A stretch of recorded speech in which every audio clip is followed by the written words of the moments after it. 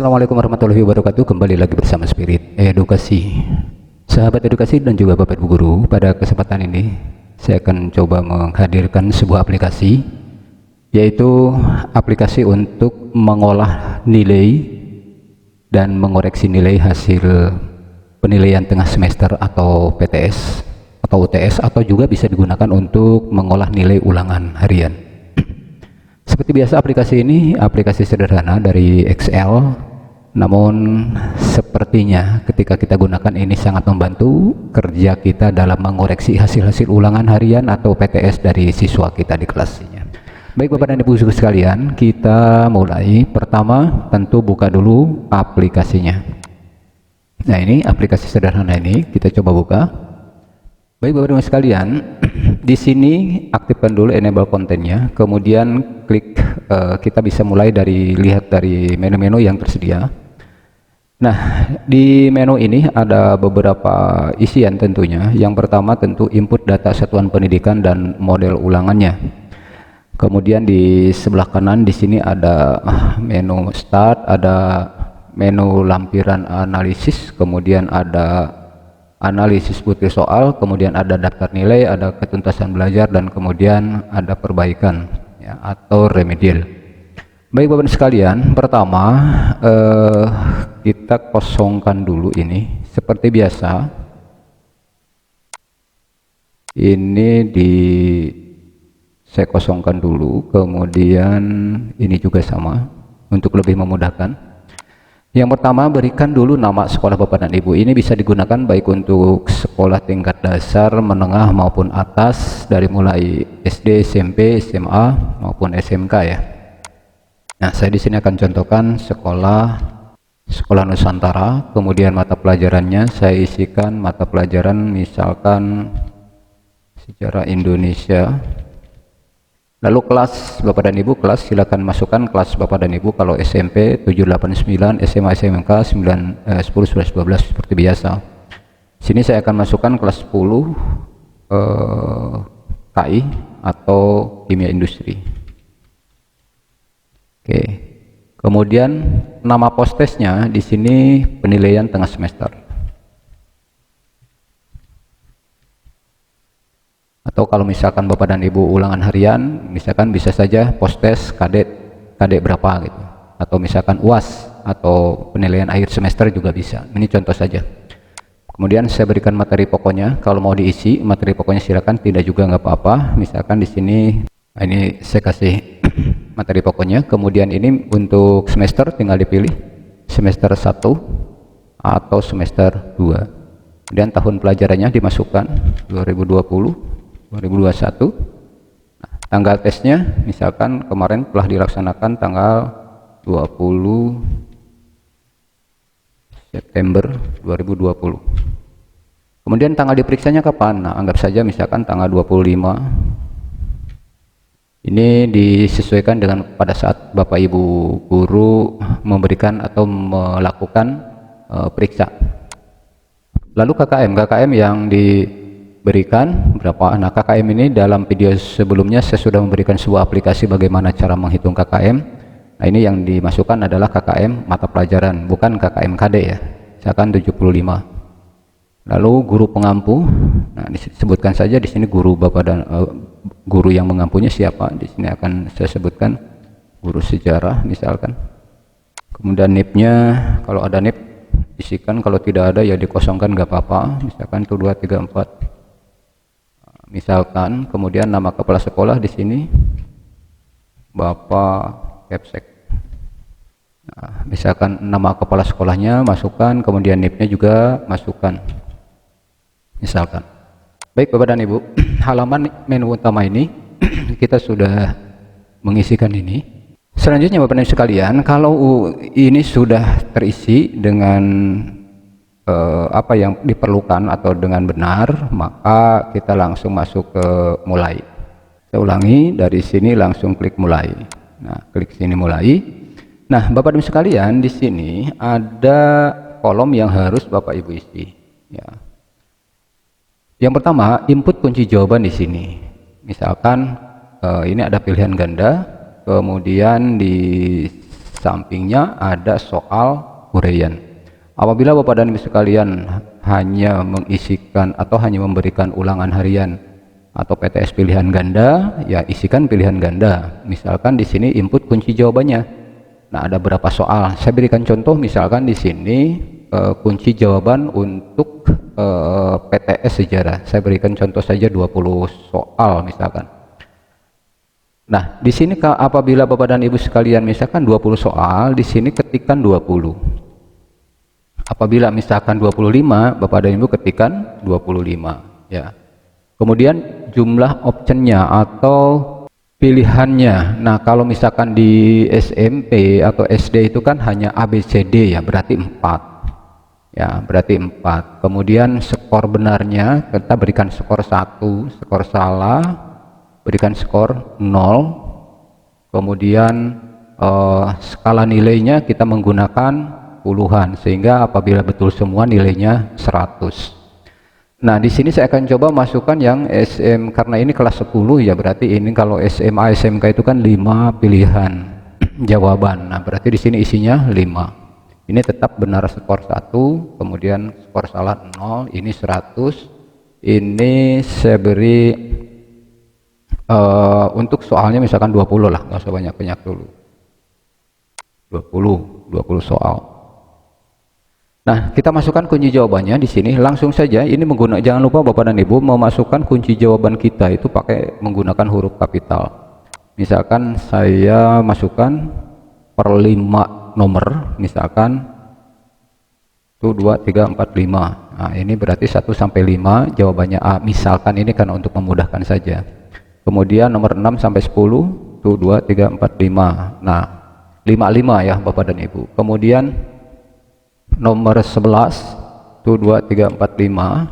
Nah, kemudian nomor 16, 1 2 3 4 5. Kemudian 25, 10, 15, 20 ya, 20. Oke, 20 sajalah misalkan. Nah, berarti ini 20. Kalau misalkan ada 40 ya tinggal teruskan sajalah Bapak dan Ibu sekalian. Baik. Nah, ini kunci jawaban dari soal yang diberikan kepada siswa. Tuh. Baik, selanjutnya Bapak dan Ibu. Nah, di sini jangan lupa kita masukkan dulu nama siswanya. Ini anggap saja kosong.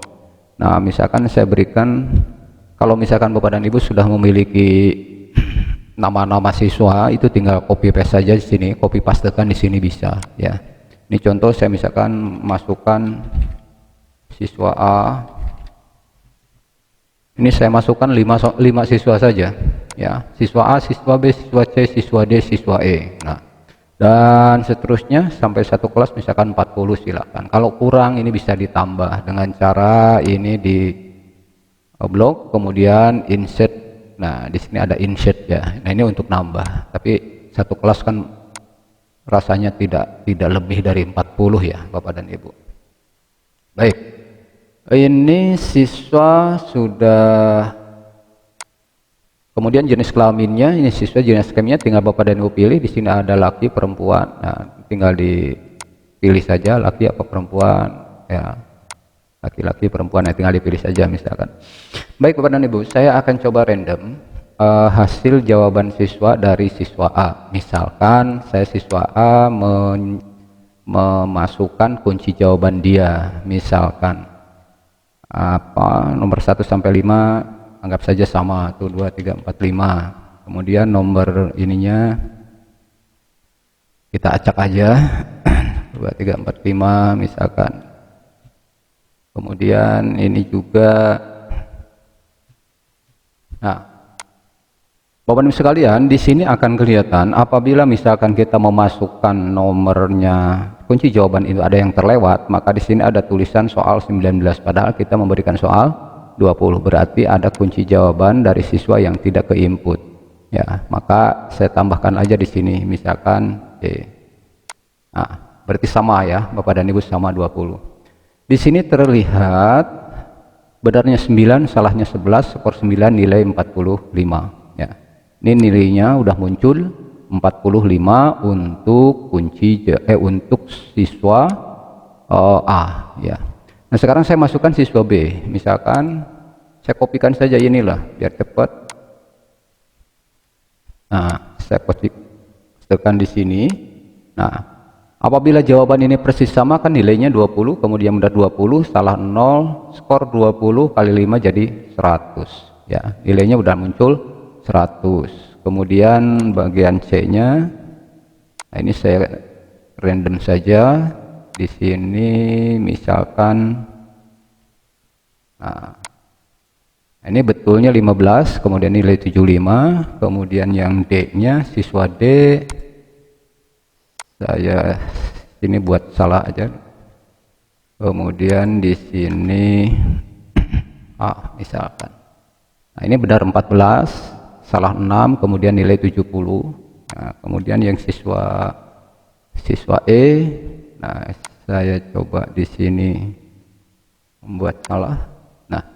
Nih Bapak dan Ibu, ini contoh siswa A, siswa B, siswa C, siswa D, siswa D, ini kunci jawaban dari anak. Kemudian ini sudah betul nilainya, kemudian benarnya juga, dan nilainya sudah keluar berapa. Yang siswa A dapat 45, siswa B 100, 75, 70, dan siswa E dapat 90. Ini apabila kita hanya melaksanakan ujiannya, ujian yang pilihan ganda saja.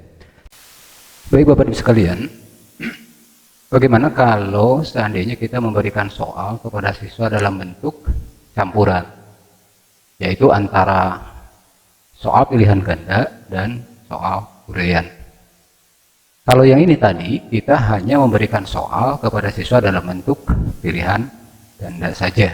Nah, kalau untuk soal campuran, tentu di sini ada beberapa yang harus kita lakukan. Yang pertama, skala nilai ini harus kita rubah dulu. Nah, skala nilai ini tergantung pada bobot nilai Bapak dan Ibu. Nah, contoh misalkan kalau seandainya saya memberikan skala nilai untuk pilihan gandanya 80, tentu untuk soal uraiannya kita harus memberikan nilai 20. Skor nilainya 20 maksimal, sehingga supaya menjadikan nilai 100. Nah, karena di sini ada 5 soal, oleh karena itu setiap soal memiliki bobot nilai maksimal berarti 4. Ini masukkan dulu skornya. Skor maksimal 4. Nah, sehingga jadi 20. Sekali lagi, untuk bobot soal skala nilai pilihan ganda 80, untuk skor nilai uraian 20. Nah, selanjutnya Bapak Ibu sekalian, sekarang tinggal kita memasukkan jawaban siswa. Nah, jawaban siswa ini yang kita memberikan skor nilainya ini adalah kita, tetapi maksimal adalah 4. Contoh misalkan, siswa A, setelah kita periksa untuk nomor 21, 22, 23, sampai 25, skor nilainya misalkan di sini maksimal 4. Kemudian isi 3, 4, misalkan 2, 1, misalkan. Nah, sehingga si siswa A memperoleh nilai campuran, yaitu nilai akumulasinya yaitu 50. Kemudian kita memberikan siswa B.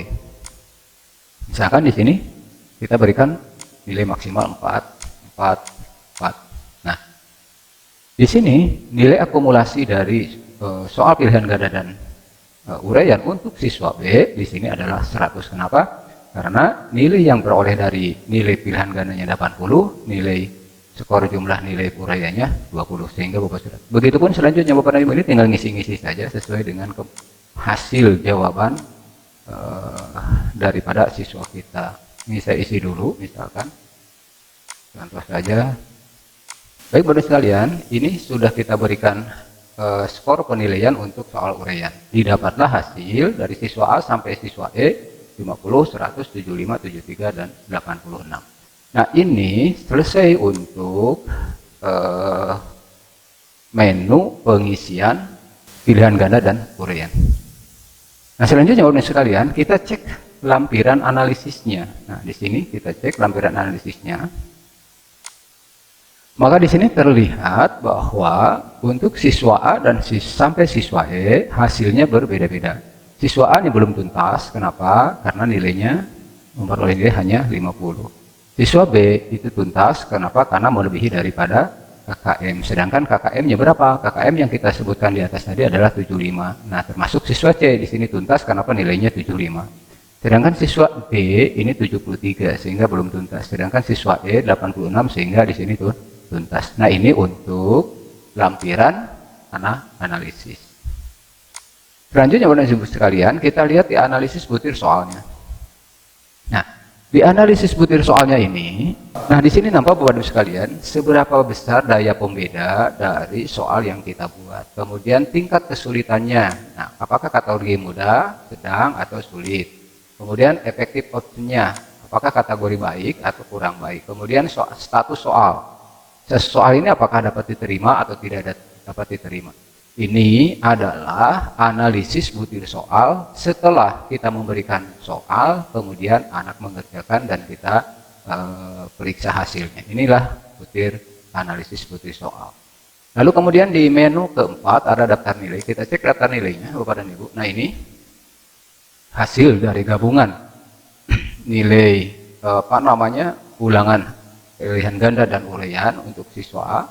Di sini nampak benar 9, kemudian salah 11, kemudian skornya 23, uraian 14, ini sehingga skornya nilai akhirnya 50. Yang siswa B 175. Ini sudah, nah, ini udah kelihatan yang belum tuntas dan tuntasnya. Baik Bapak Ibu sekalian, kita lihat di ketuntasan belajarnya. Nah, di sini. Kita klik ini. Nah, di sini Bapak Ibu sekalian didapatkan banyak siswa seluruhnya mengikuti tes 5 orang, kemudian banyak siswa yang tidak tuntas itu 2 orang, sedangkan banyak siswa yang tuntas itu 3 orang. Sehingga secara penilaian, ini penilaian perseorangan, sehingga secara penilaian klasikal di sini diperoleh ketuntasannya 60%. Kenapa? Karena ada 2 siswa yang tidak bisa lulus atau tidak bisa menyelesaikan, tidak memperoleh nilai memenuhi KKM, sehingga ketuntasannya ini hanya 60% secara klasikal keseluruhan. Ini hasilnya bisa dilihat di sini. Kemudian aturannya yaitu daya serap perseorangan. Di sini seseorang siswa dianggap telah tuntas belajar apabila telah mencapai KKM. KKM tadi 75. Sedangkan daya serap klasikal yaitu suatu kelas disebut tuntas belajar apabila di kelas tersebut telah terdapat 85% siswa yang telah mencapai nilai KKM. Nah, berarti apabila melihat ketuntasan belajar di sini kita hanya memperoleh 60% yang seharusnya minimal 85%. Nah, itu Bapak dan Ibu gambaran untuk melihat ketuntasan belajar dari hasil evaluasi atau post-test dalam bentuk PTS maupun ulangan harian. Terakhir Bapak dan Ibu sekalian, kita lihat di perbaikan atau remedial. Klik perbaikan atau remedial. Namun sebelumnya Bapak dan Ibu sekalian, bagi Bapak dan Ibu yang berniat untuk memiliki aplikasi ini, caranya gampang Bapak dan Ibu. Aplikasi ini free, bisa Bapak dan Ibu manfaatkan. Silahkan Bapak dan Ibu juga sahabat edukasi tuliskan di kolom komentar email Bapak dan Ibu guru atau menuliskan komentar di kolom komentar. Kemudian Bapak dan Ibu ketikkan olah nilai, kemudian kirim melalui WhatsApp ke 081234564824. Nah, di sini didapat bahwa siswa A, B, C, D sampai E. Di sini ada beberapa siswa yang memerlukan perbaikan, yaitu di sini ada siswa yang masih nilainya di bawah KKM, misalkan siswa A 50, kemudian siswa B 60, siswa E 68. Nah, di sini Bapak Ibu sekalian, apa yang akan kita lakukan terhadap siswa yang belum tuntas? Maka di sini harus ada melakukan perbaikan atau pengayaan. Bagi siswa yang melakukan perbaikan, misalkan di sini nilai awal sebelum perbaikan 50. Nah, kemudian Bapak dan Ibu memberikan soal susulan atau soal perbaikan. Nah, didapatlah misalkan untuk siswa ini nilai perbaikannya misalkan 75 misalkan. Nah, otomatis Bapak dan Ibu sekalian, keterangan di sini siswa A tuntas dengan perbaikan. Ada keterangan tuntas dengan perbaikan. Begitupun misalkan siswa E, ya siswa siswa D misalkan. Siswa D di sini misalkan 75, misalkan. Maka di sini juga tuntas dengan perbaikan. Nah, itu untuk siswa-siswa yang belum tuntas atau siswa yang perlu ada perbaikan karena hasil ulangannya belum mencapai KKM. Baik Bapak dan Ibu sekalian, demikian untuk aplikasi analisis butir soal atau analisis koreksi hasil ulangan harian maupun penilaian tengah semester maupun penilaian akhir semester. Bagi Bapak dan Ibu sekalian, semoga bermanfaat. Jangan lupa untuk like, subscribe, dan share. Jangan lupa juga bunyikan loncengnya agar tidak ketinggalan aplikasi-aplikasi menarik di edukasi. Terima kasih, semoga bermanfaat. Assalamualaikum warahmatullahi wabarakatuh.